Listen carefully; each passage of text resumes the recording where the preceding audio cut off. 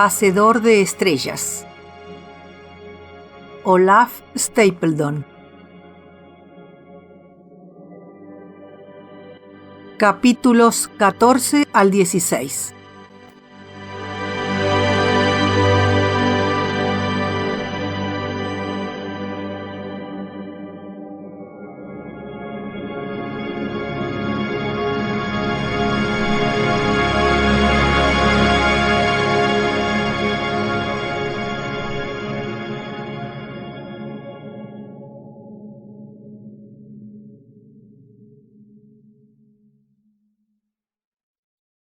Capítulo 14. El mito de la creación. El caminante que se pasea por una región montañosa envuelta en nieblas y que avanza apoyándose en una roca y luego en otra, puede encontrarse de pronto a la luz del sol y al borde mismo de un precipicio. Allá abajo hay valles y colinas, llanuras, ríos, intrincadas ciudades, el mar con todas sus islas. Y allá arriba está el sol. Del mismo modo, en el momento supremo de mi experiencia cósmica, salí de las nieblas de mi finitud para encontrarme con un cosmos y otro cosmos, y con la luz misma, que no solo ilumina, sino que también es dadora de vida. Luego, inmediatamente, la niebla se cerró sobre mí otra vez. Yo no podría describir exactamente esa rara visión, inconcebible para cualquier mente finita, aún de estatura cósmica. Yo, pequeño individuo humano, estoy ahora infinitamente alejado de ese instante que desconcertó a la misma mente que yo era entonces. Sin embargo, si no dijese nada de la culminación de mi aventura, traicionaría el espíritu del todo.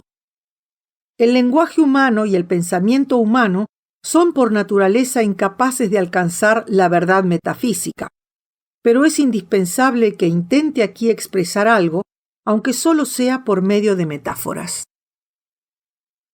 Todo lo que puedo hacer es anotar dentro de los límites de mis poderes humanos algo del tumultuoso desorden que provocó en mi imaginación cósmica aquella rara visión, cuando ya la intolerable lucidez me había cegado y yo trataba de recordar a tientas lo que había ocurrido. Pues en mi ceguera la visión se me aparecía como un fantástico reflejo de mí mismo, un eco, un símbolo, un mito, un sueño sin razón, tosco y falso, y sin embargo, comprendía yo, no sin significado. Este pobre mito, esta mera parábola, es lo que trataré de narrar aquí, tal como lo recuerdo en mi estado humano. Más no puedo hacer. Pero aún esto no podrá ser cumplido apropiadamente. No una vez, sino muchas, he escrito una descripción de mi sueño y luego la he destruido como totalmente inadecuada. Con una impresión de fracaso total, balbucearé aquí solo unas pocas de sus características más inteligibles. Mi mito reproduce sobre todo, muy inadecuadamente, uno de los aspectos de la visión real.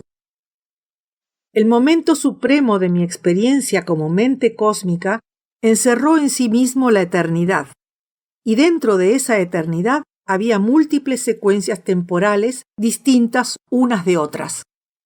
Pues aunque en la eternidad todo el tiempo está presente, y el espíritu infinito, siendo perfecto, ha de contener en sí mismo la realización plena de todas las posibles creaciones, esto solo es posible cuando en su modo temporal, creador y finito, el espíritu infinito y absoluto concibe y lleva a cabo la totalidad de las vastas series de creaciones.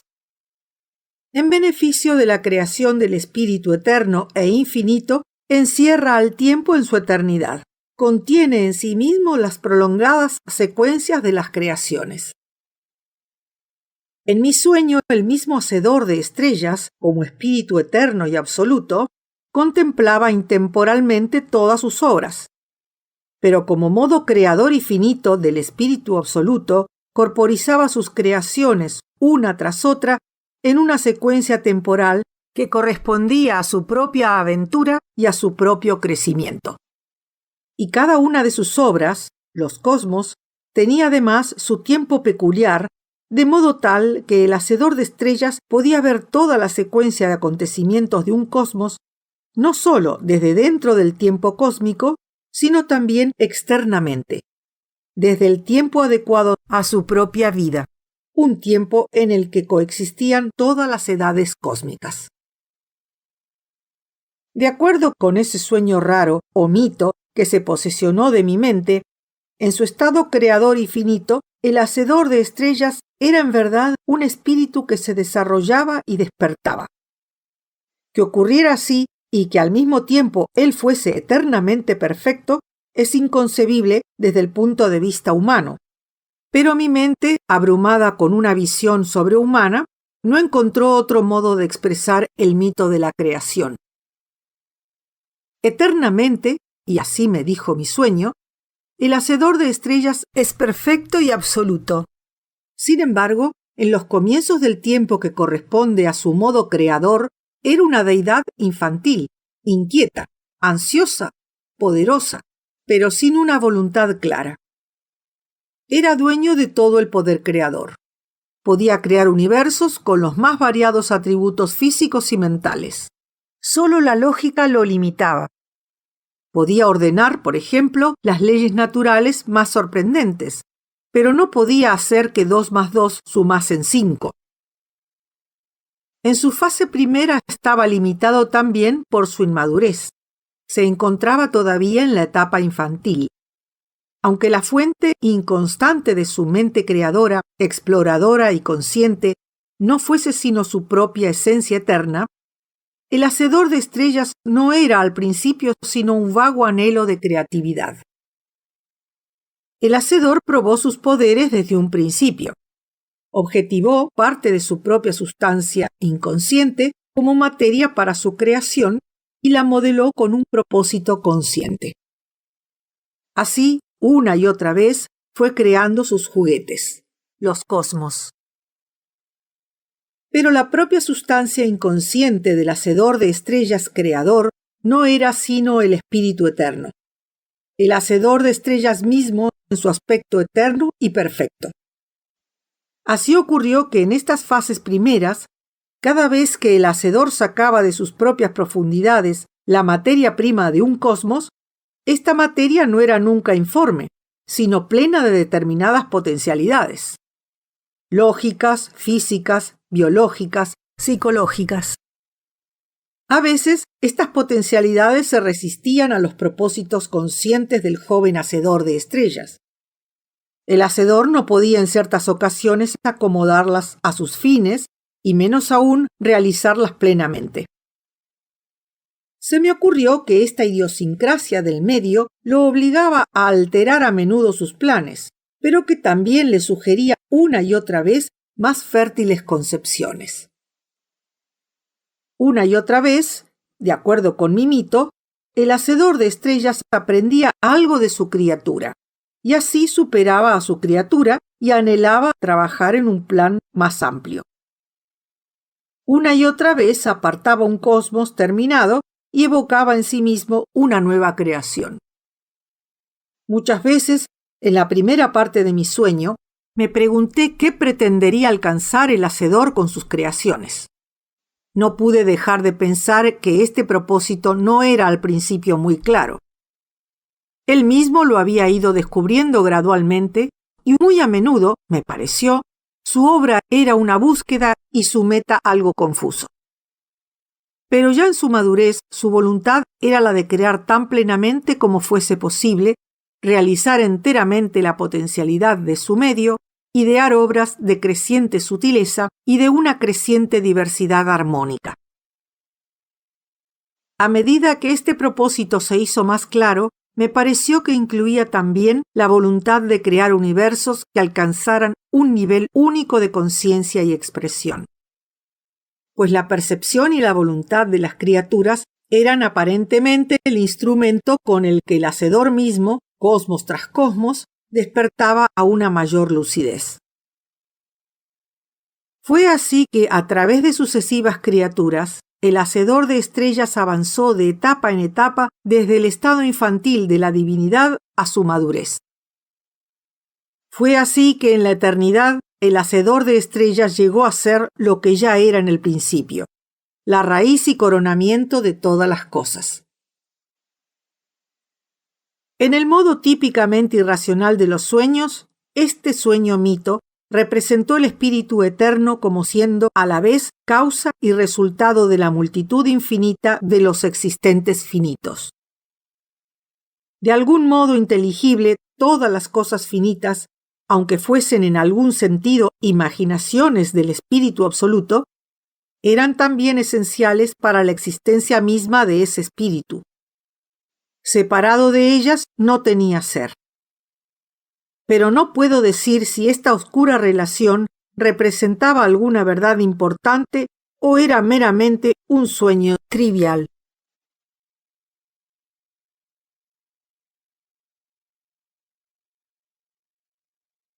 Capítulo 15. El hacedor y sus obras. Creación inmadura. De acuerdo con el mito o sueño fantástico que evocó mi mente luego de aquel momento supremo de experiencia, el cosmos particular que llegué a confundir conmigo no fue, en la vasta serie de creaciones, ni uno de los primeros ni uno de los últimos. Era en cierto modo la primera creación madura del hacedor de estrellas, pero comparada con creaciones posteriores, parecía en muchos aspectos una obra de juventud. Aunque las primeras creaciones expresaban la naturaleza del hacedor de estrellas en su fase inmadura, en su mayor parte se apartaban totalmente de la dirección del pensamiento humano, y por lo tanto no puedo describirlas ahora. No me dejaron mucho más que una vaga impresión de la multiplicidad y diversidad de las obras del hacedor de estrellas. Sin embargo, aún en ellas hay unos pocos aspectos inteligibles para los hombres y que pueden ser recogidos aquí. El primer cosmos apareció en mi sueño como algo sorprendentemente simple. El hacedor de estrellas, niño, atormentado, así me pareció a mí, por su potencia inexpresada, concibió y objetivó en sí mismo dos cualidades. Con ellas creó el primer cosmos, un ritmo temporal compuesto de sonido y silencio. De este primer ritmo sonoro, premonitorio de 1000 creaciones, desarrolló con un celo infantil pero divino una música vacilante de cambiante complejidad. Luego, contemplando la forma simple de su criatura, concibió la posibilidad de una creación más sutil. Así, la primera de todas las criaturas engendró en su creador una necesidad que ella misma no hubiese podido satisfacer. Por tanto, el hacedor de estrellas niño consideró que el primer cosmos era obra terminada. Contemplando desde fuera el tiempo que ese cosmos había engendrado, aprehendió todo su ciclo como presente, un presente que fluía, sin embargo. Y cuando hubo valorado serenamente su obra, dejó de prestarle atención y meditó en una segunda creación. Desde entonces, de la ferviente imaginación del hacedor de estrellas, brotó un cosmos tras otro, cada uno más complejo y sutil que el anterior. En algunas de las primeras creaciones solo se preocupó, aparentemente, por el aspecto físico de la sustancia que había objetivado en sí mismo. No advertía sus posibilidades psíquicas. Uno de esos cosmos primeros, sin embargo, era de una estructura física que podía interpretarse como vida e individualidad, características ajenas realmente a ese mundo. Pero quizá no. En una creación ulterior hubo, sí, verdadera vida, la que apareció de pronto del modo más extraño.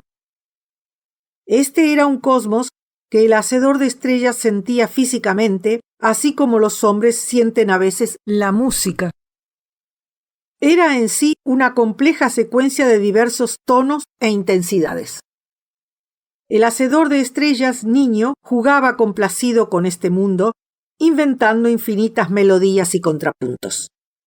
Pero antes de que hubiera agotado todas las sutilezas de estructura de esta música matemática y fría, antes de haber creado más mundos sin vida, más criaturas musicales, fue evidente que algunas de las otras creaciones estaban manifestando signos de vida propios, que se resistían a los propósitos conscientes del hacedor de estrellas.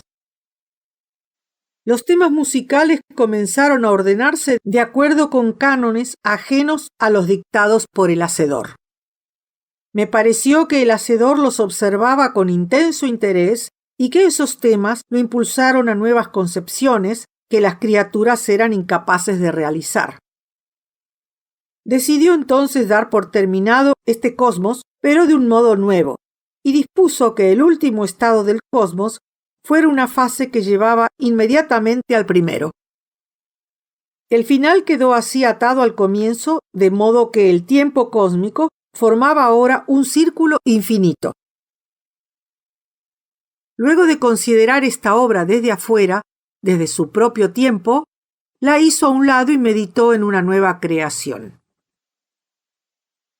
Para el cosmos siguiente, el hacedor proyectó conscientemente algo de su propio conocimiento y voluntad, ordenando que ciertas estructuras y ritmos fuesen los cuerpos visibles de mentes perceptivas.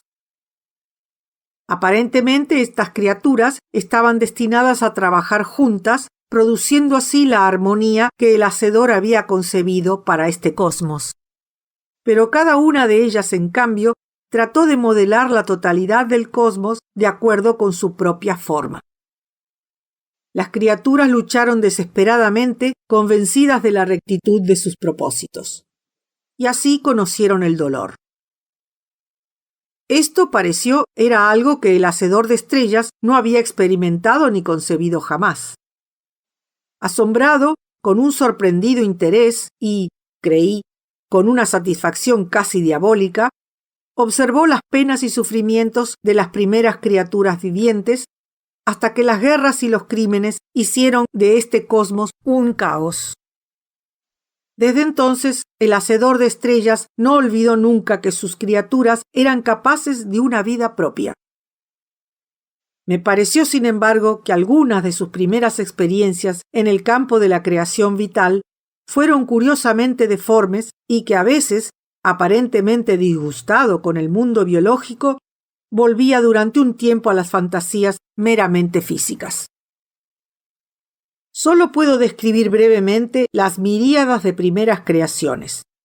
Baste decir que brotaron una tras otra de la imaginación aún infantil, aunque divina, como burbujas brillantes pero triviales, de animado color, con toda clase de sutilezas físicas, amores y odios líricos, y a menudo trágicos, y los anhelos, aspiraciones y empresas comunes de las primeras creaciones conscientes y experimentales del hacedor de estrellas.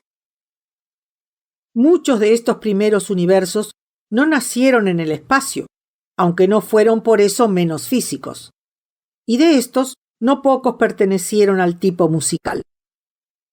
En ellos el espacio estaba curiosamente representado por una dimensión que correspondía al tono musical con muy variadas diferencias tonales. Estas criaturas se parecían unas a otras como figuras y ritmos complejos de caracteres de tono. Movían sus cuerpos en una dimensión musical y a veces en otras dimensiones inconcebibles para el hombre. El cuerpo de la criatura era una figura tonal aproximadamente constante, con grados de flexibilidad y capacidad de cambio similares, de algún modo, a los del cuerpo humano. Atravesaban también otros cuerpos vivientes en la dimensión del tono, como se entrecruzaban las ondas de un lago. Pero aunque estos cuerpos eran capaces de deslizarse a través de otros, podían alterar y aún dañar los tejidos tonales de los demás. Algunos en verdad vivían devorando a sus semejantes, pues los más complejos necesitaban integrar a sus propias estructuras vitales las estructuras más simples que fluían directamente del poder creador del hacedor de estrellas. Las criaturas inteligentes manejaban así para sus propios fines elementos arrancados al ambiente tonal fijo, construyendo artefactos de estructura tonal. Algunos de estos artefactos servían como herramientas para una más eficiente consecución de las actividades agrícolas, que aumentaban los recursos de alimentos naturales. Estos universos fuera del espacio, aunque incomparablemente más simples y más reducidos que nuestro propio cosmos, eran bastante ricos como para producir sociedades capaces no solo de desarrollar una agricultura, sino también una industria y aún un arte puro que combinaba las características de la canción, la poesía y la danza. La filosofía, de un tipo que podríamos llamar pitagórico, apareció por vez primera en un cosmos de esta especie musical. En casi todas las obras del Hacedor de Estrellas, tal como se me aparecieron en aquel sueño, el tiempo era un atributo más fundamental que el espacio. Aunque en algunas de las primeras creaciones el Hacedor excluyó el tiempo, contentándose con corporizar una idea estática, pronto abandonó este plan demasiado estrecho. Excluía, además, la posibilidad de vida física y mental y solo podía interesarle como una primera etapa. El espacio, advertí en mi sueño, apareció al principio como desarrollo de una dimensión ajena en uno de los cosmos musicales. Las criaturas tonales de este cosmos no solo podían moverse hacia arriba y hacia abajo en la escala, sino también hacia los lados. En la música humana, ciertos temas particulares parecen acercarse o retroceder de acuerdo con variaciones de altura y timbre. De un modo bastante similar, las criaturas de este cosmos musical se acercaban unas a otras o se alejaban unas de otras, hasta que al fin eran inaudibles. Cuando se movían a los lados, atravesaban ambientes tonales que cambiaban incesantemente. En un cosmos ulterior, este movimiento de las criaturas se transformó en una verdadera experiencia del espacio. El espacio alcanzó en creaciones subsiguientes caracteres de varias dimensiones, euclidianas y no euclidianas, muestras de una gran diversidad de principios geométricos y físicos. A veces el tiempo, o el espacio-tiempo, fue la realidad fundamental del cosmos, y las entidades no se manifestaban sino como manifestaciones fugaces del mismo, pero más a menudo los acontecimientos fundamentales eran cualitativos y se relacionaban en un orden espacio-temporal. En algunos casos el sistema de relaciones de espacio era infinito, en otros finito, aunque limitado.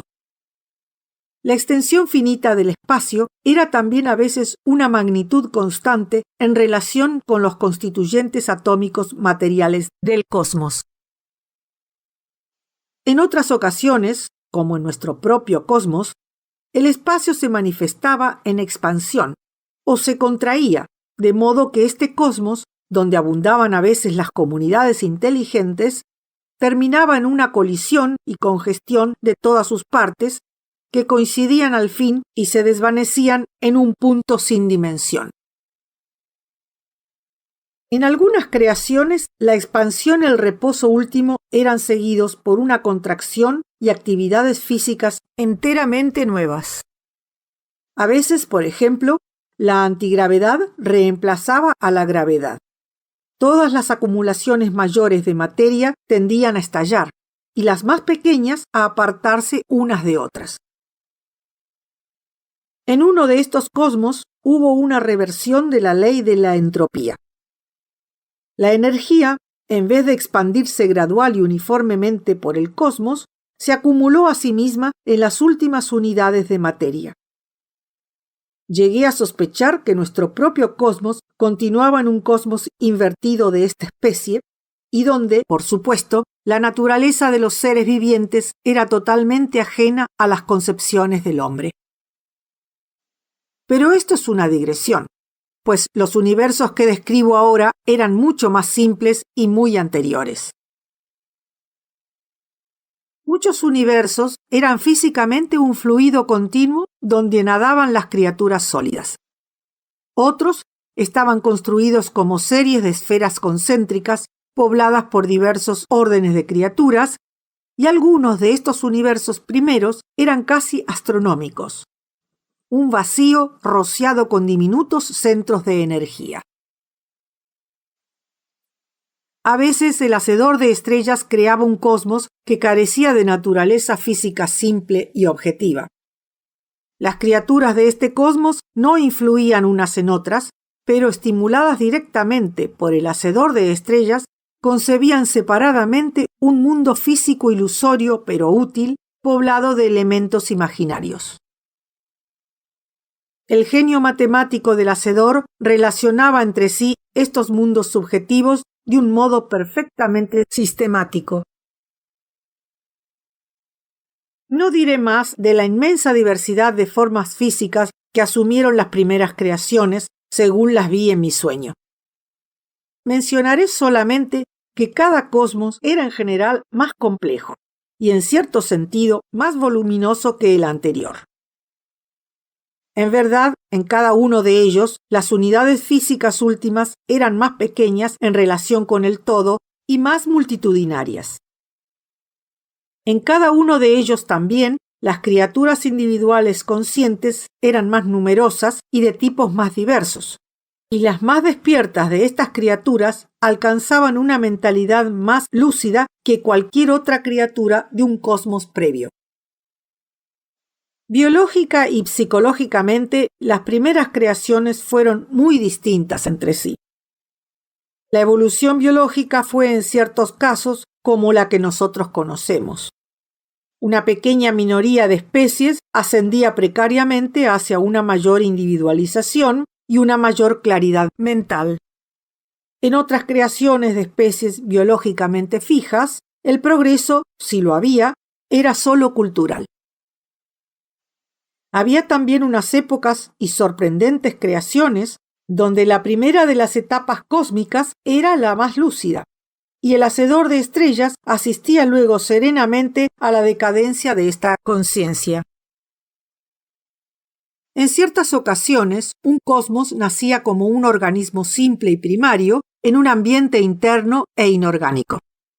El organismo se propagaba luego por fisión en un creciente número de criaturas cada vez más pequeñas y cada vez más despiertas.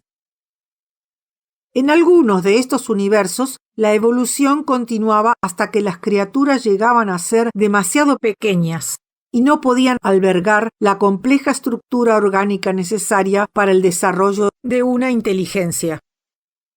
El hacedor de estrellas asistía así a la lucha desesperada de sociedades cósmicas que trataban de detener la fatal degeneración de la raza. La realización última del cosmos era en algunas creaciones un caos de sociedades mutuamente ininteligibles, dedicada cada una de ellas a un modo del espíritu y hostil a todos los otros. El clímax era una única sociedad utópica de mentes distintas o una única y compleja mente cósmica. El hacedor de estrellas se complacía en determinadas ocasiones, ordenando que cada criatura fuese la expresión determinada e inevitable del ambiente. En otras creaciones, los individuos gozaban del poder de la elección arbitraria y algo de la propia creatividad del hacedor. Así me pareció en mi sueño. Pero aún entonces pensé que para algún observador más sutil ambas especies aparecían como determinadas y a la vez como espontáneas y creadoras. En general, el hacedor de estrellas, una vez que determinaba los principios básicos de un cosmos y creaba la etapa inicial, se contentaba con ser testigo de los acontecimientos ulteriores, pero a veces decidía intervenir, ya infringiendo las leyes naturales que él mismo había establecido, ya influyendo en las mentes de las criaturas mediante la revelación directa. Esto, de acuerdo con mi sueño, tenía como objetivo a veces mejorar un plan cósmico, pero más a menudo la interferencia estaba ya prevista en el plan original.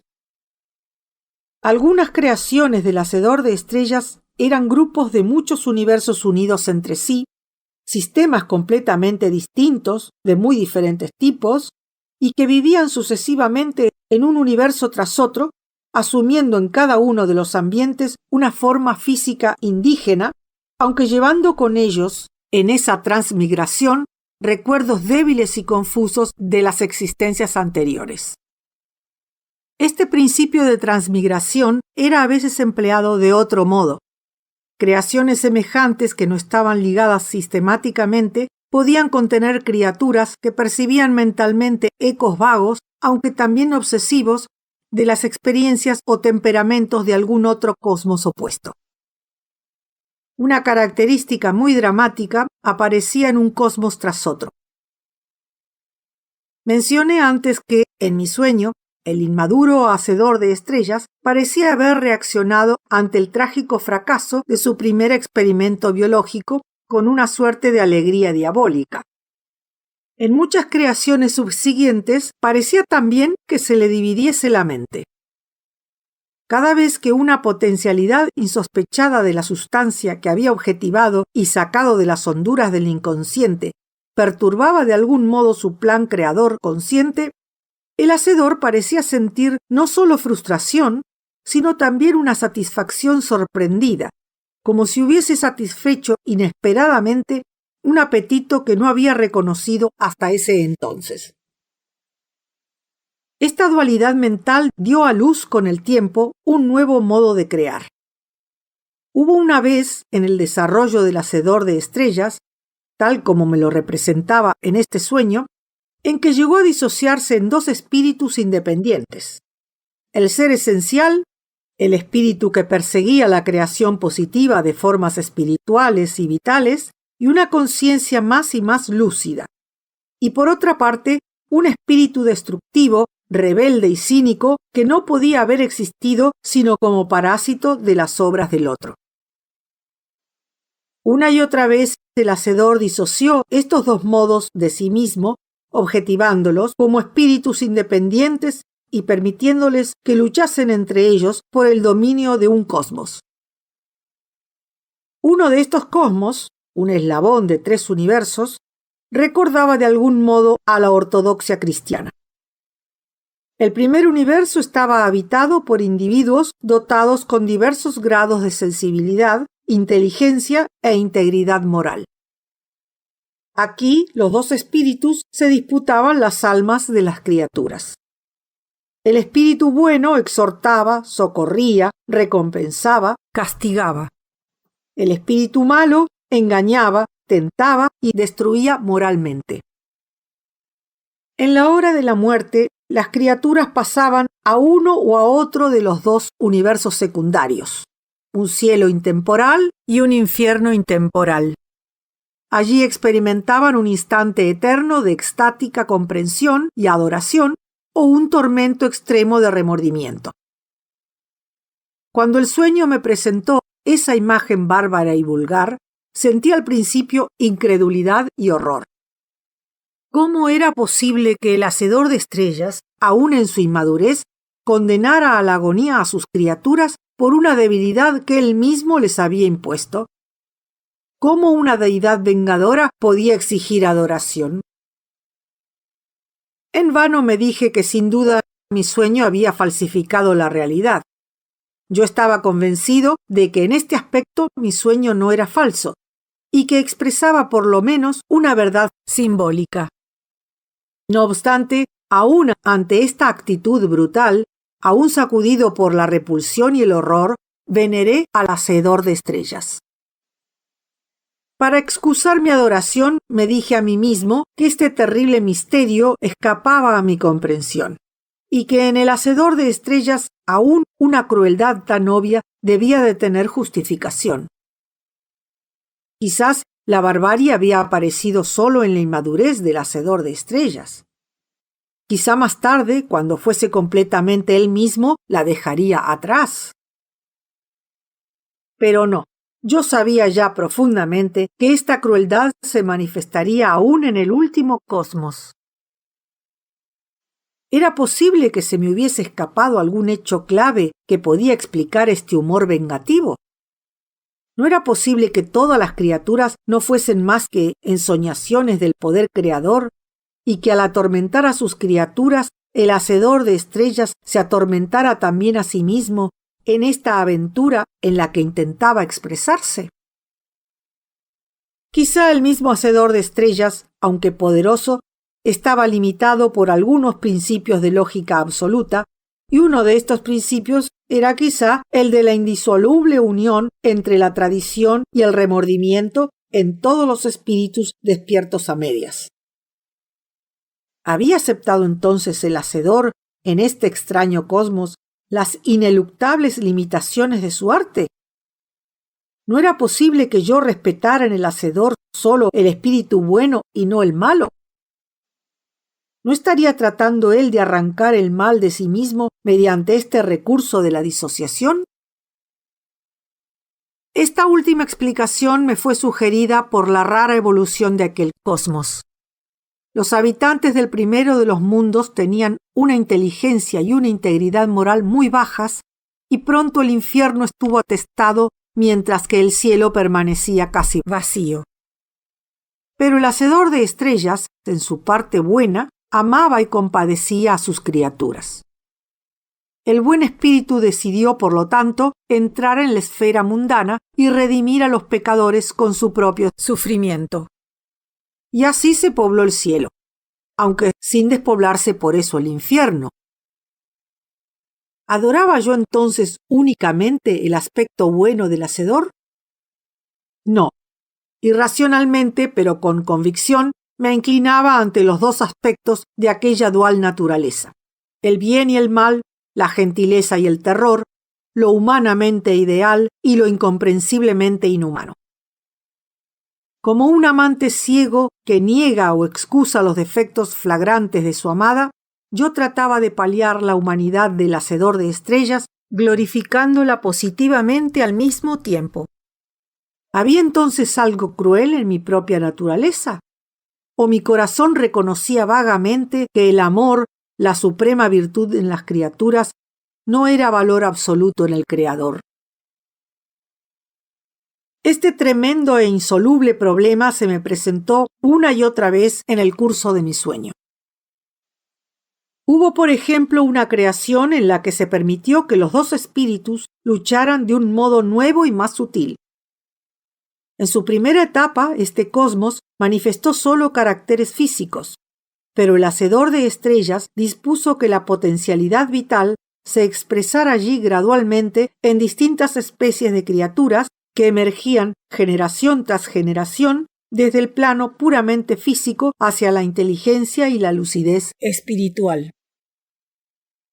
En este cosmos, el hacedor permitió que los dos espíritus, el bueno y el malo, compitieran aún en la creación misma de las especies. En las primeras y prolongadas edades, los espíritus lucharon tratando de modificar la evolución de innumerables especies. El espíritu bueno se empeñó en producir criaturas más organizadas, más autónomas, más delicadamente relacionadas con el ambiente, más aptas para la acción, dotadas de una conciencia más vívida y comprensiva del mundo, de sí mismas y de los otros.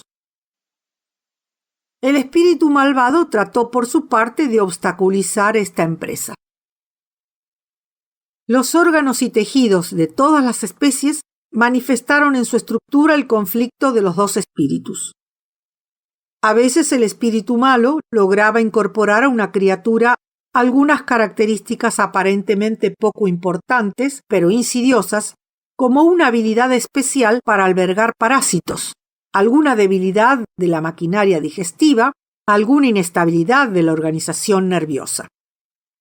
En otros casos, este espíritu malo equipaba a una especie inferior con armas especiales capaces de destruir a los pioneros de la evolución, logrando que éstos sucumbieran ya a una enfermedad nueva o a las plagas o microbios de este cosmos particular, ya a la brutalidad de otros seres de la propia especie. El espíritu malvado empleaba a veces un plan aún más ingenioso y efectivo. Cuando el espíritu bueno descubría algo promisorio y había provocado en las especies favorecidas la aparición de una estructura orgánica nueva o alguna nueva costumbre adecuada, el espíritu malvado trataba de que la evolución continuase más allá de las necesidades reales de la criatura. Los dientes se hacían tan largos que era extremadamente difícil comer, los cuernos tan curvos que presionaban el cerebro, el impulso individualista tan imperioso que destruía la sociedad, o el impulso social tan obsesivo que aplastaba la individualidad. Así, en un mundo tras otro de este cosmos, mucho más complejo que todos los anteriores, casi todas las especies llegaban tarde o temprano a encontrarse en dificultades. Pero en ciertos de estos mundos, una de las especies alcanzaba el nivel humano de inteligencia y de sensibilidad espiritual. Una combinación semejante de poderes debieran de haber bastado para levantar una defensa contra cualquier posible ataque. Pero el espíritu malo lograba siempre pervertir muy hábilmente tanto esta inteligencia como esta sensibilidad espiritual. Pues aunque por su misma naturaleza estas cualidades eran complementarias, no era imposible ponerlas en conflicto, exagerándolas, por ejemplo, hasta que se convirtieran en algo tan letal como los cuernos y dientes extravagantes de las primeras especies. De este modo, la inteligencia, que llevaba por una parte al dominio de la fuerza física y por otro a la sutileza intelectual, podía ser causa de desastre divorciada de la sensibilidad espiritual. El dominio de la fuerza física provocaba a menudo una manía de poder y la disección de la sociedad en dos clases antagónicas, la de los poderosos y la de los oprimidos. La sutileza intelectual podía producir de un modo semejante una manía por el análisis y la consiguiente ceguera a todo lo que no perteneciese al orden del intelecto. La sensibilidad misma, apartada de toda crítica intelectual y de los reclamos de la vida cotidiana, se perdía en sueños.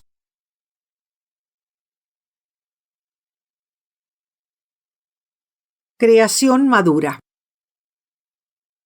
De acuerdo con el mito que concibió mi mente cuando el momento supremo de mi experiencia cósmica quedó atrás, el hacedor de estrellas entró al fin en un estado de extática meditación, operándose en su propia naturaleza un cambio revolucionario.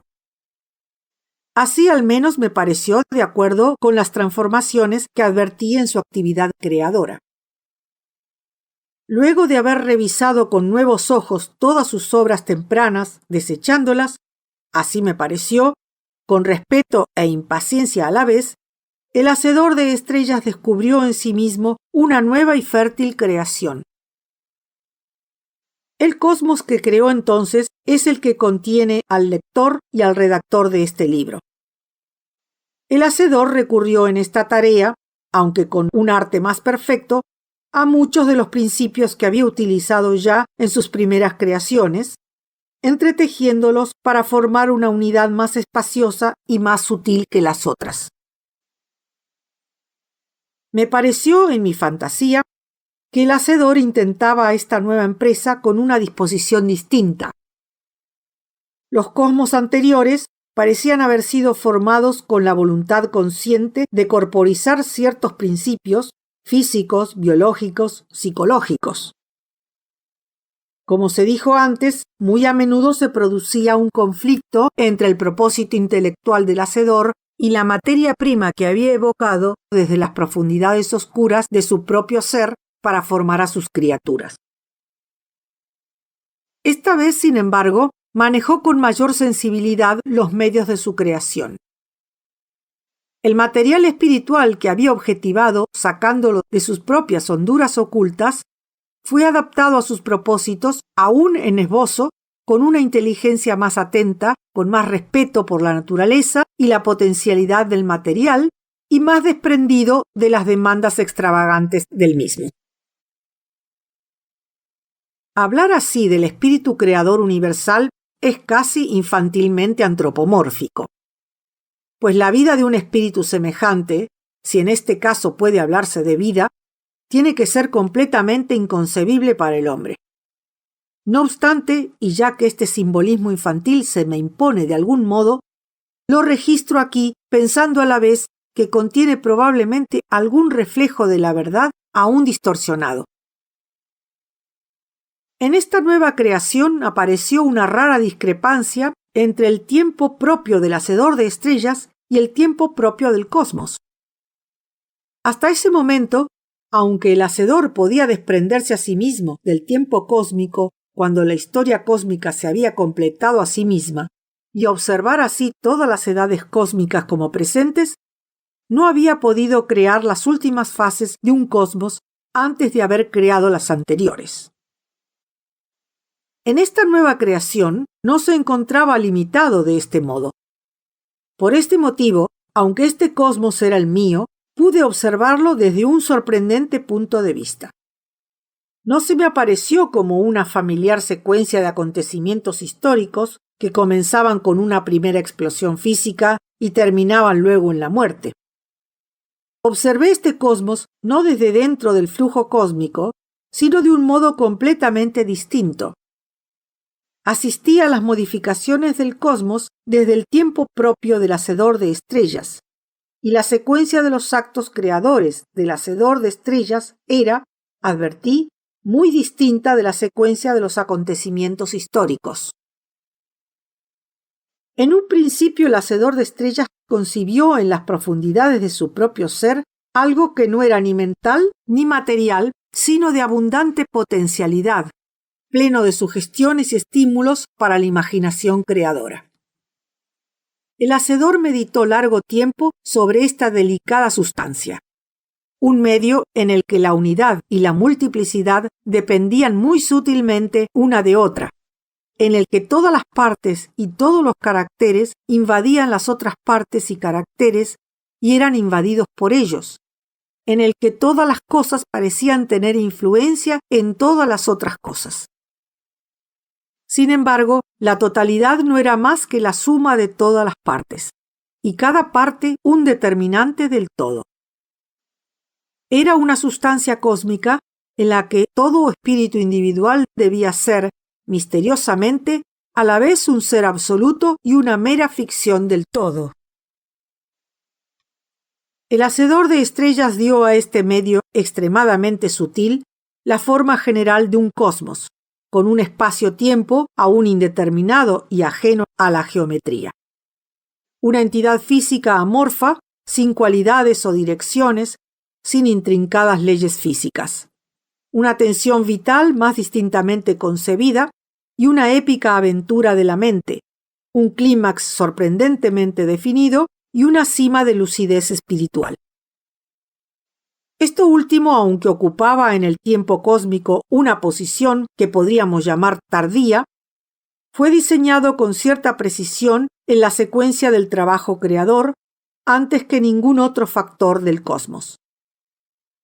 Y me pareció que esto era así porque la sustancia inicial había manifestado claramente su propia capacidad para adquirir esta forma espiritual. Por este mismo motivo, el hacedor de estrellas no prestó atención en un principio a las minucias físicas de su obra, descuidando asimismo las primeras etapas de la historia cósmica y dedicándose casi exclusivamente a modelar el clímax espiritual de la criatura. Solo luego de haber construido en su interior la fase indiscutiblemente más despierta del espíritu cósmico, esbozó el hacedor las variadas tendencias psicológicas que conducirían a ese espíritu en el tiempo cosmológico. Solo luego de haber dibujado los increíblemente diversos temas del crecimiento mental, prestó el hacedor verdadera atención al trazado de las evoluciones biológicas y a la complejidad física y geométrica más capaces de evocar las sutiles potencialidades del espíritu cósmico aún apenas desvastado. Pero, mientras ordenaba las formas geométricas, volvía también de cuando en cuando a modificar y elucidar el clímax espiritual. Solo cuando casi había completado las formas físicas y geométricas del cosmos, logró dar al clímax espiritual una individualidad plena y concreta. Mientras el hacedor de estrellas trabajaba aún en los detalles de las vidas individuales, innumerables e inquietas, de las formas de los hombres, de los ictioideos, de los aracnoides y el resto, me convencí de que la actitud del hacedor hacia sus criaturas era muy distinta de las que yo había conocido en todos los otros cosmos.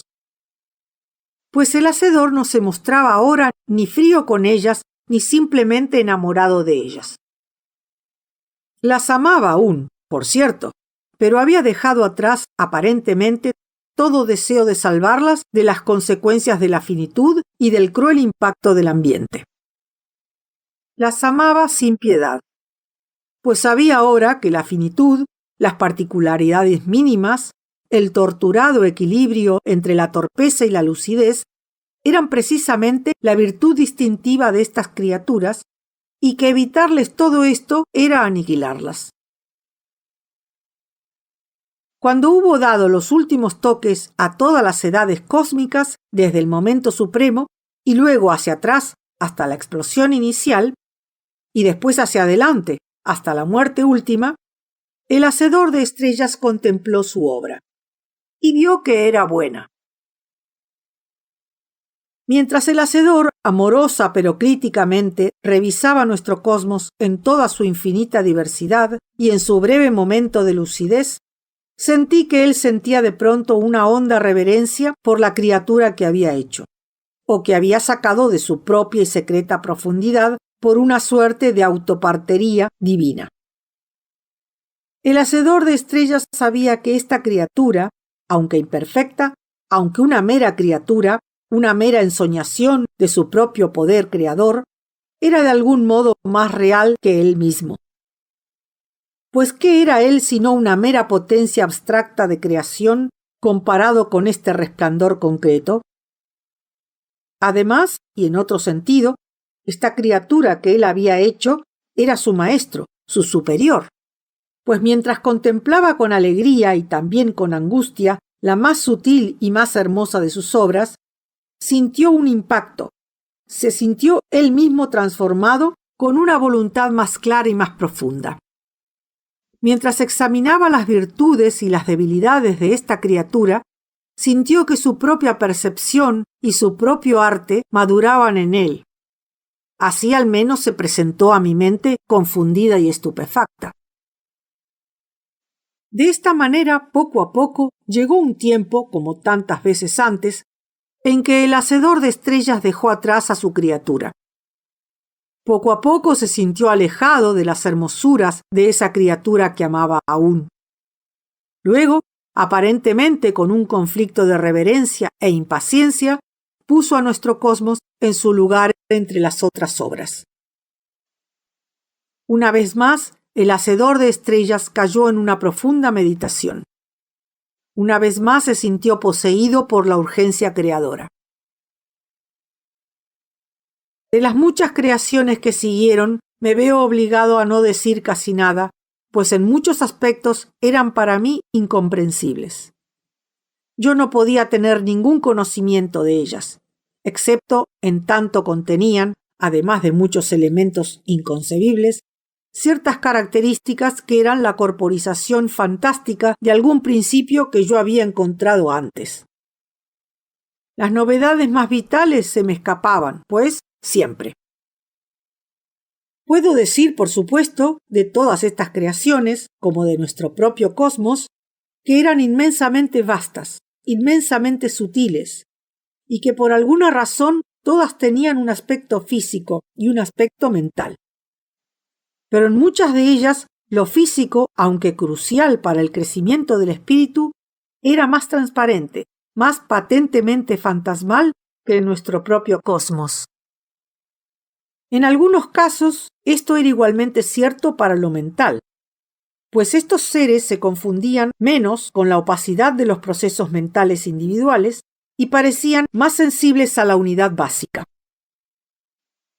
Puedo decir también que en todas estas creaciones la meta que deseaba alcanzar el Hacedor de estrellas, o así me pareció, era la riqueza, la delicadeza, la hondura y la armonía de ser. Pero me es difícil explicar el significado íntimo de estas palabras. Sentía yo que en algunos casos, como en nuestro propio cosmos, el Hacedor perseguía este fin por medio de un proceso evolutivo que concluía en una mente cósmica despierta, una mente que anhelaba traer a su conciencia todos los bienes de la excelencia cósmica y acrecentar estos bienes mediante la acción creativa. Pero en muchos casos, esta meta era alcanzada con una economía de esfuerzos incomparablemente mayor y con mucho menos sufrimiento, sin ese peso muerto de vidas ineficaces, consumidas en vano, que es tan doloroso para nosotros. Sin embargo, en otras creaciones, el sufrimiento parecía tan hondo y extendido como en nuestro propio universo. El hacedor de estrellas concibió en su madurez muchas formas raras de tiempo. Algunas de las últimas creaciones, por ejemplo, fueron diseñadas con 2 o más dimensiones temporales, y las vidas de las criaturas eran secuencias de tiempo en una u otra dimensión del área o volumen temporal. Estos seres experimentaban su cosmos de un modo muy curioso.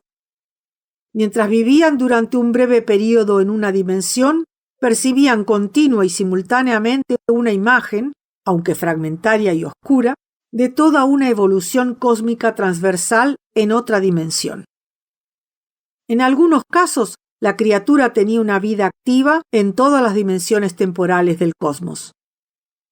El artificio divino que ordenaba la totalidad del volumen temporal, de tal modo que los infinitos actos espontáneos de las distintas criaturas se unían para producir un sistema coherente de evoluciones transversales, sobrepasaba notablemente el ingenio que había establecido en las primeras experiencias una armonía preestablecida. En otras creaciones, la criatura tenía solo una vida, pero era esta una línea zigzagueante que pasaba de una dimensión temporal a otra de acuerdo con la cualidad de las elecciones de la misma criatura. Las elecciones morales o fuertes llevaban a una dirección temporal, las elecciones inmorales o débiles a otra. En un cosmos inconcebiblemente complejo, cada vez que una criatura se encontraba ante varios posibles cursos de acción, los tomaba todos, creando así muchas dimensiones temporales distintas y muchas historias del cosmos. Como en cada una de las secuencias evolutivas del cosmos, había numerosas criaturas, y cada una de ellas se enfrentaba constantemente con muchos cursos posibles, y las combinaciones de estos cursos eran innumerables. De todos los momentos, de todas las secuencias temporales de este cosmos, nacía una infinitud de universos distintos. Había otras creaciones donde los individuos tenían una percepción sensoria de todo el cosmos físico desde muchos puntos de vista en el espacio, o aún desde todos los posibles puntos de vista. En este caso, por supuesto, la percepción de cada una de las mentes era idéntica en cuanto al alcance en el espacio, pero variaba de mente en mente en cuanto a penetración o comprensión. Esto dependía del calibre mental y de la disposición de las mentes particulares. A veces, estos seres no solo tenían una percepción omnipresente, sino también una volición omnipresente. Podían actuar así en todas las regiones del espacio, aunque con precisión y vigor distintos de acuerdo con el nivel mental. En cierto modo eran espíritus descarnados, que luchaban en el cosmos físico como jugadores de ajedrez o como dioses griegos en los campos de Troya. Otras creaciones tenían un aspecto físico, pero sin relación con el universo físico sistemático y familiar. La experiencia física de estos seres estaba enteramente determinada por los mutuos impactos de unos contra otros. Cada uno inundaba a sus semejantes con imágenes sensorias, y la cualidad y la secuencia de estas imágenes dependían de las leyes psicológicas de los impactos mentales. En otras creaciones, los procesos de percepción, memoria, inteligencia y aún deseo y sensibilidad eran tan distintos de los nuestros que podían entenderse realmente como una mentalidad de otro orden. De estas mentes, aunque creí percibir unos ecos remotos, nada puedo decir. No obstante, aunque soy incapaz de describir los extraños modos físicos de estos seres, puedo hablar aquí de un hecho muy sorprendente. Aunque las fibras mentales básicas, y las formas en que estas fibras se entretejían fuesen para mí incomprensibles, había algo en estas criaturas que no se me escapaba. Eran seres con vidas muy extrañas, pero que pertenecían a mi especie. Pues todas estas criaturas cósmicas, más dotadas que yo, enfrentaban constantemente la existencia como yo trato aún de aprender a enfrentarla. Aún en el dolor y en la pena, aún en la lucha moral y en la compasión al rojo vivo, aceptaban con alegría las vicisitudes del destino. Quizá el hecho más sorprendente y alentador de toda mi experiencia cósmica e hipercósmica fue este sentido de relación y de comprensión mutua que encontré entre los seres más ajenos a la experiencia espiritual pura. Pero yo pronto iba a descubrir que en este sentido no había visto todavía todo.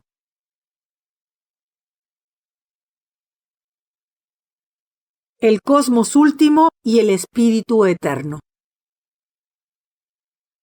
En vano mi fatigada, mi torturada atención trataba de seguir las creaciones cada vez más sutiles concebidas por el hacedor de estrellas de acuerdo con mi sueño. Cosmos tras cosmos salieron de esta imaginación ferviente, cada uno de ellos con un espíritu distinto, infinitamente diversificado. Cada uno de ellos con un momento de plenitud más despierto, pero cada uno de ellos también menos comprensible para mí. Al fin, así me informó mi sueño, mi mito, el hacedor de estrellas creó el cosmos último y más sutil. De esta criatura final solo puedo decir que comprendió en su propia textura orgánica las esencias de todos sus predecesores, que no eran más que primeras pruebas y muchos otros más. Fue como el último movimiento de una sinfonía que puede abarcar, por la significación de sus temas, la esencia de los primeros movimientos y muchos otros más. Esta metáfora extravagante no alcanza a expresar la sutileza y complejidad del cosmos último. Me sentí forzado gradualmente a creer que la relación de este cosmos con cada uno de los anteriores se parecía a la de nuestro propio cosmos en la de un ser humano o un solo átomo físico.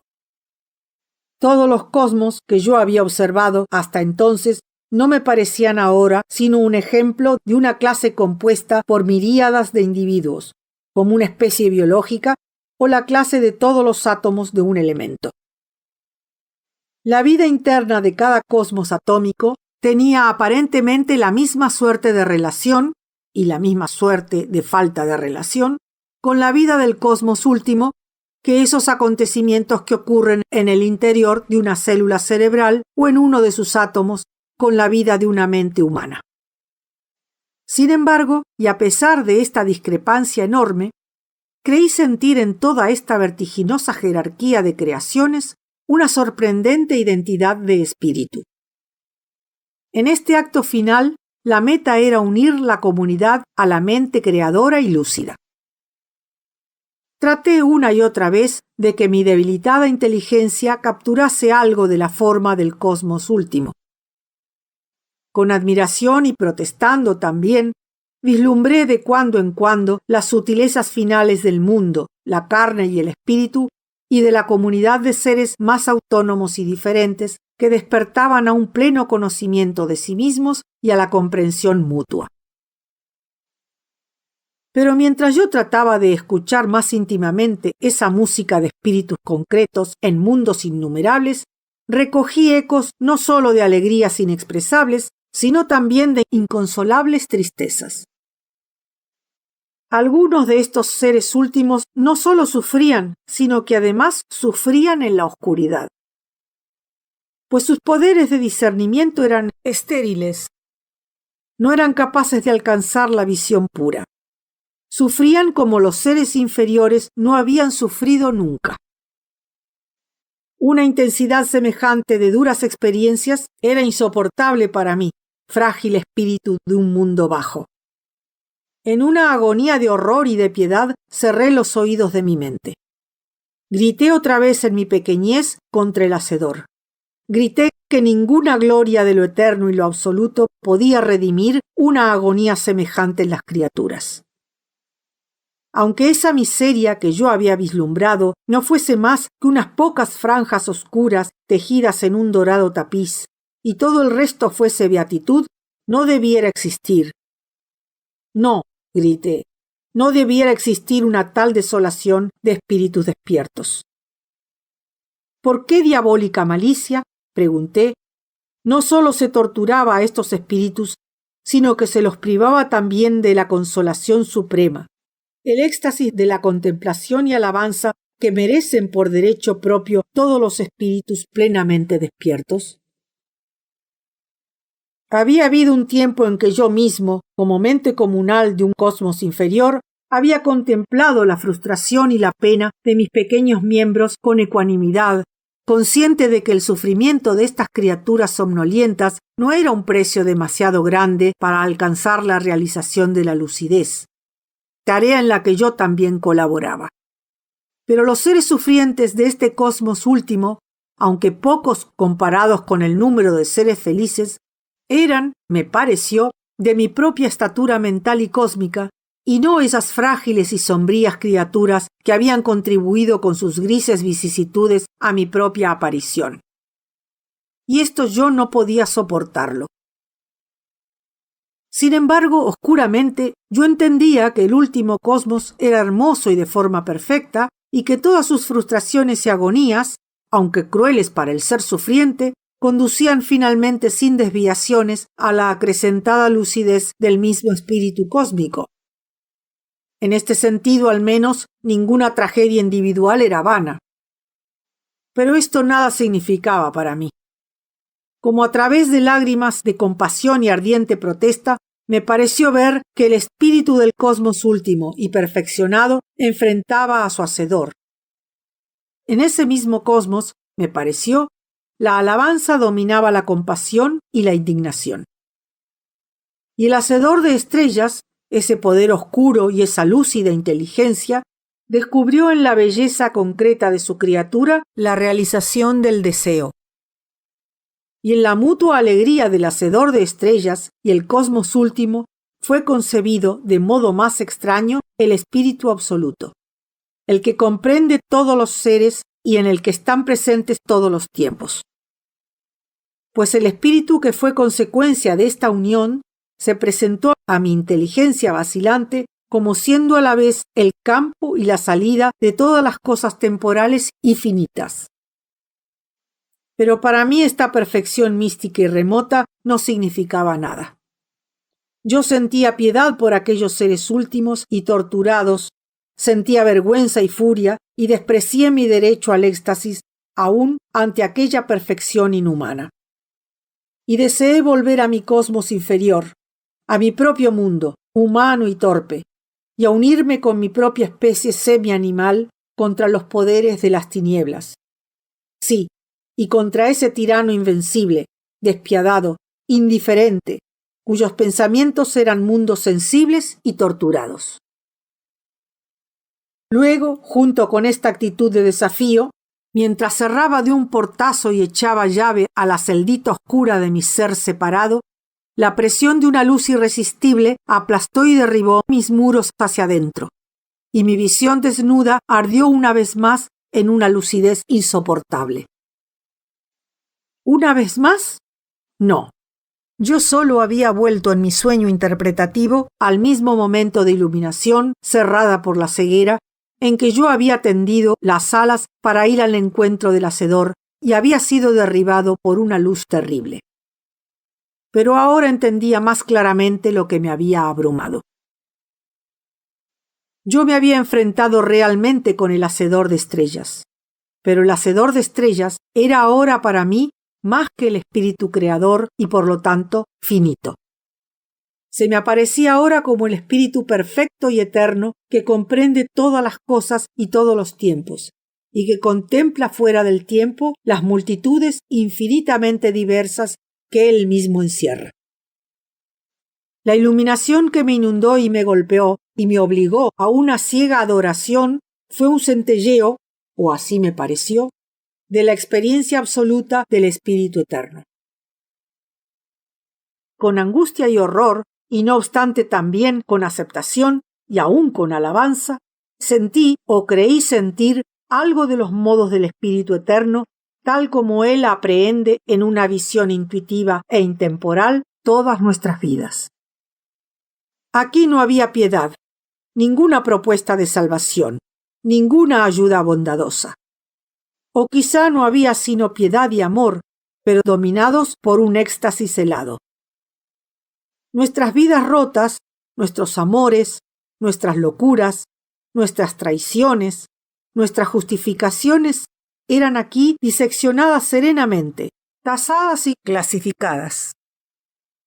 Es cierto que eran vividas con completa comprensión, con discernimiento y simpatía, aún con pasión, pero en los modos del Espíritu Eterno no era la simpatía lo más importante, sino la contemplación.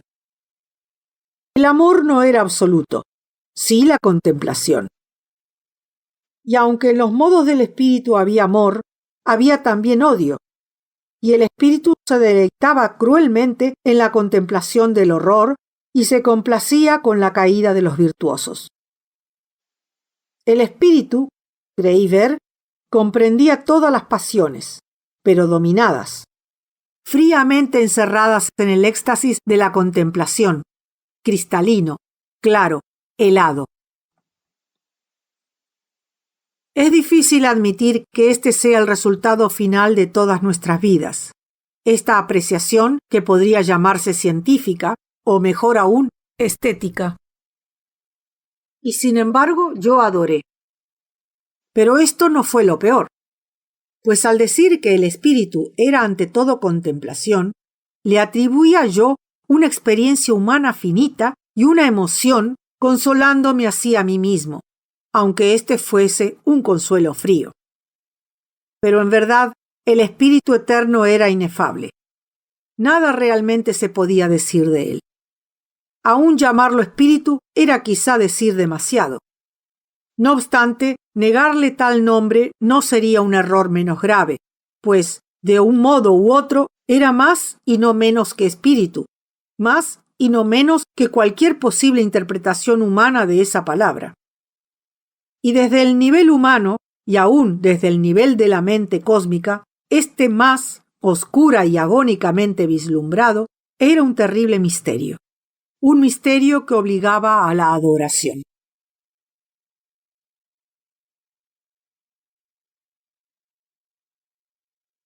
Capítulo 16. De regreso. Desperté en la colina. Las farolas de la calle brillaban más que las estrellas. La reverberación de la campanada del reloj fue seguida por 11 campanadas más. Descubrí nuestra ventana. Sentí alegría, una tremenda alegría que me sacudió como una ola. Luego, paz. La pequeñez y la intensidad de los acontecimientos terrestres. Un instante había pasado para abolir la realidad hipercósmica, la inmensa fuente de las creaciones, el rocío de mundos. Desvanecidos, transmutados en fantasía y en una sublime impertinencia. La pequeñez, la intensidad de este grano de arena, con su película de océano y de aire y su película discontinua y variada de vida. De las colinas en sombras, del mar, de las olas sin horizontes, del faro cefeido y pulsátil, de las vías del ferrocarril rechinantes. Acaricié la agradable dureza del seto. Desvanecida la aparición hipercósmica. No debía ser como yo la había soñado, realmente, sino mucho más sutil, más terrible, más excelente e infinitamente menos ajena. Sin embargo, aunque la visión hubiese sido falsa en detalles de estructura y aún en la totalidad de su forma, en carácter por lo menos había sido significativa. En carácter quizá había sido verdadera. La realidad misma seguramente me había impelido a concebir esa imagen, falsa sin duda en todos los temas y facetas, y sin embargo verdadera en espíritu. Las estrellas brillaban débilmente sobre las farolas de la calle. ¿Grandes soles o débiles chispas en el cielo nocturno? Soles, se decía. luces que servían para navegar y que hacían señas a la mente invitándola a apartarse de las preocupaciones terrenales, pero que traspasaban el corazón con sus espadas frías. Sentado allí en el seto, en el grano planetario, me encogí alejándome de los abismos que se abrían a los lados y en el futuro.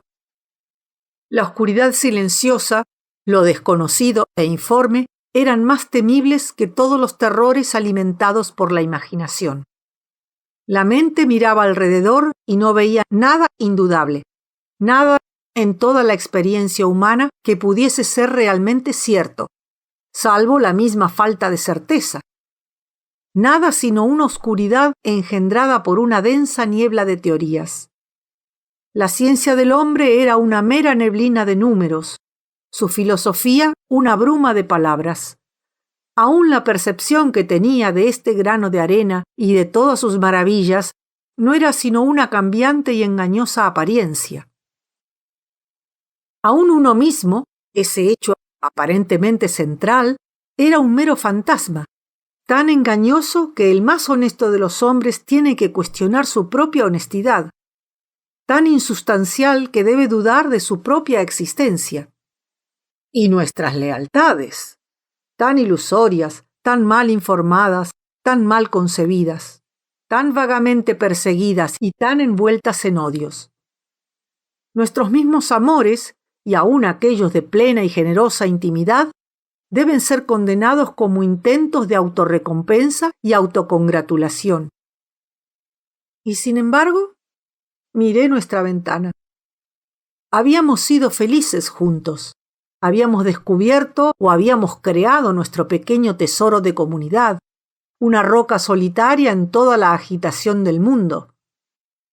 Esto, no la inmensidad astronómica e hipercósmica, esto y solo esto, era el fundamento sólido de la existencia. Había confusión en todas partes, una tormenta que crecía, olas que asaltaban nuestra roca, y alrededor, en esa oscura conmoción, rostros y manos que llamaban, que asomaban apenas y se desvanecían. ¿Y el futuro? Oscurecido por la tormenta creciente de la locura de este mundo, aunque atravesado por ráfagas de nueva y violenta esperanza. La esperanza de un mundo cuerdo, razonable y más feliz. Entre nuestro tiempo y el futuro, ¿qué horror puede esperar?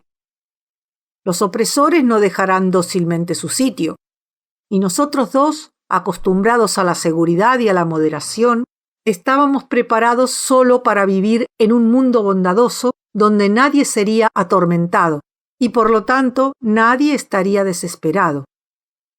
Estábamos adaptados solo al tiempo bueno, a la práctica de las virtudes amables, no demasiado difíciles, sin heroísmo, en una sociedad a la vez segura y justa. En cambio, nos encontrábamos en una época de conflictos titánicos, desde los implacables poderes de la oscuridad y los desesperados, y por eso crueles. Poderes de la luz iban a librar una lucha mortal en el corazón desgarrado del mundo, donde se sucedían las crisis y había que tomar graves decisiones, y los principios simples o familiares no eran adecuados. Más allá de nuestro estuario, una roja lengua de fuego brotaba de una fundición. Al alcance de la mano, las formas oscuras de la aulaga prestaban misterio al páramo suburbano. Vi en mi imaginación, por encima de nuestra colina, las otras colinas más lejanas e invisibles. Vi las llanuras y los bosques y todos los campos con sus miríadas de briznas. Vi la tierra que se curvaba en el horizonte como el hombro del planeta. Una red de caminos, cañerías de acero y alambres zumbantes unían las villas. Gotas de niebla en una telaraña. Aquí y allí una ciudad se abría en una expansión de luz, una nublada luminosidad rociada de estrellas. Más allá de las llanuras, Londres, con sus luces de neón, era una platina de microscopio sacada de unas aguas putrefactas y poblada de ruidosos animálculos. Animálculos. Desde una perspectiva estelar, estas criaturas no eran realmente sino sabandijas minúsculas y, sin embargo, para ellas mismas, y a veces para sus semejantes, eran más reales que todas las estrellas. Mirando más allá de Londres, mi imaginación vislumbró la pálida extensión del canal y luego la totalidad de Europa, una tela emparchada de campos de labranza y somnoliento industrialismo. Más allá de los álamos de Normandía se extendía París, con las torres de Notre Dame ligeramente inclinadas a causa de la curvatura de la tierra. Más allá aún, la noche española ardía con el asesinato de las ciudades. A la izquierda se extendía Alemania, con fábricas y bosques, y música, y cascos de acero. Me pareció ver en las plazas de las catedrales a miles de jóvenes alineados, exaltados, poseídos, saludando al Führer bañado por los reflectores. En Italia también, tierra de recuerdos e ilusiones, el ídolo de las multitudes subyugaba a los jóvenes. Otra vez a la izquierda, Rusia, un segmento apreciablemente convexo del globo, de una palidez nívea en la oscuridad, extendido bajo las estrellas y los caminos de las nubes. Vi las torres del Kremlin, en la Plaza Roja. Allí descansaba Lenin victorioso. Más lejos, al pie de los Urales, la imaginación descubrió los plumajes rojos y el páleo de humo de las ciudades industriales. Luego los montes, donde asomaba el alba, pues el día, en mi medianoche, estaba ya vertiéndose hacia el oeste a lo largo de Asia, adelantándose con su frente de oro y rosa a la diminuta oruga humeante del expreso transiberiano. En el norte, el Ártico, duro como el hierro, oprimía a sus exiliados. Al sur se extendían los valles y llanuras que en otro tiempo habían acunado a nuestra especie. Pero ahora unas vías de ferrocarril cruzaban la nieve. En todas las aldeas, unos niños asiáticos despertaban a otro día de escuela y a la leyenda de Lenin. En el sur otra vez los Himalayas, cubiertos de nieve desde la cintura a la cresta. Miré las multitudes de las estribaciones y me interné entre las multitudes de la India. Vi las plantas de algodón que bailaban al viento y el trigo y el río sagrado que llevaba las aguas del Karnat entre los arrozales y por los remansos infestados de cocodrilos, y cruzaba Calcuta con sus naves y oficinas hacia el mar. Desde mi medianoche miré China. El sol de la mañana se reflejaba en los campos inundados y doraba las tumbas ancestrales. El Yangtze, un río brillante y retorcido, corría por su desfiladero. Más allá de los montes de Corea, del otro lado del mar, se alzaba el Fujiyama, extinto y formal. Alrededor, una población volcánica se apretaba en las tierras estrechas como lava en un cráter. Ya se derramaba por el Asia una inundación de ejércitos y mercaderes. Mi imaginación retrocedió y se volvió hacia el África. Vi el canal de agua fabricado por las manos del hombre que unía Oriente y Occidente. Luego los minaretes, las pirámides, la esfinge que esperaba siempre. En la antigua Memphis se oía un eco de rumores industriales. Hacia el sur, unos hombres negros dormían a orillas de grandes lagos. Tropas de elefantes aplastaban las cosechas. Más lejos aún, donde los holandeses y los ingleses aprovechaban los esfuerzos de millones de negros, unos vagos sueños de libertad agitaban las multitudes. Mirando por encima del continente, más allá de las mesetas coronadas de nubes, vi los mares del sur ennegrecidos por las tormentas y luego los acantilados de hielo con sus focas y pingüinos y los altos campos de nieve del continente despoblado. Mi imaginación enfrentó el sol de medianoche, cruzó el polo y dejó atrás el monte Erebus que vomitaba lava sobre su armiño. Fue hacia el norte por el mar de verano, pasó sobre Nueva Zelanda, esa Bretaña más libre pero menos consciente, y sobre Australia, donde unos jinetes de ojos claros arriaban sus ganados. Aún mirando al este desde mi colina, vi el Pacífico, sembrado de islas, y luego las Américas, donde en otro tiempo los descendientes de Europa habían dominado a los descendientes de Asia mediante la prioridad en el empleo de los fusiles y la arrogancia que dan las armas de fuego. A lo largo del otro océano, hacia el norte y hacia el sur, se extendía el Nuevo Mundo, el Río de la Plata y Río de Janeiro, las ciudades de Nueva Inglaterra, centros radiantes del nuevo estilo de vida y pensamiento. Nueva York se alzaba oscuramente en el cielo de la tarde, un enjambre de altos cristales, una acumulación de megalitos modernos. Alrededor, como peces que mordisquean a los pies de los cargueros, se apretaban los grandes transatlánticos. Los vi también allá en el mar, y los barcos de carga marchaban en el crepúsculo con los ojos de buey y las ventanillas iluminadas. Los fogoneros sudaban delante de los hornos, los vigías se estremecían en los mástiles, la música de baile era arrastrada por el viento. Vi todo el planeta, el grano de arena, con sus atareados enjambres, como un circo donde los antagonistas cósmicos, dos espíritus, estaban preparándose ya para una lucha crítica, asumiendo disfraces terrestres y locales, enfrentándose en nuestras mentes despiertas a medias. En una ciudad tras otra, en un pueblo tras otro, y en innumerables granjas solitarias, quintas, cabañas, chozas, en todos los agujeros donde las criaturas humanas se preocupaban por sus comodidades, escapatorias y triunfos pequeños, fermentaba la gran lucha de nuestra época.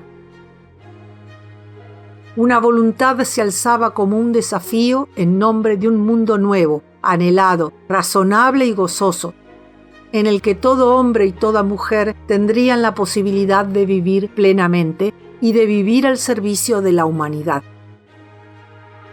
La otra parecía ser esencialmente el miedo o lo desconocido, o era algo más misterioso. ¿Podría ser una voluntad de dominio que fomentaba para sus propios fines la pasión de la tribu, arcaica, vengadora y enemiga de la razón? ¿Cómo enfrentar una época semejante? ¿Cómo alimentar el coraje cuando solo se es capaz de virtudes domésticas? ¿Cómo preservar a la vez la integridad de la mente y no permitir nunca que la lucha destruya en el propio corazón lo que se quiere realizar en el mundo? ¿La integridad del espíritu? Dos luces como guías. La primera, nuestro átomo, resplandeciente de comunidad, con todo lo que esto significa. La segunda, la luz fría de las estrellas, símbolo de la realidad hipercósmica con sus éxtasis cristalinos. Curiosamente, en esta luz, en la que el amor más alto es tasado fríamente y en la que aún la posible derrota de nuestro mundo despierto a medias es contemplada sin remisión de alabanza, la crisis humana alcanzaba mayor significado. Es raro que parezca más urgente, y no menos, participar en esta lucha. Este breve esfuerzo de criaturas microscópicas que tratan de ganar para su raza algún acrecentamiento de lucidez, antes de la oscuridad última.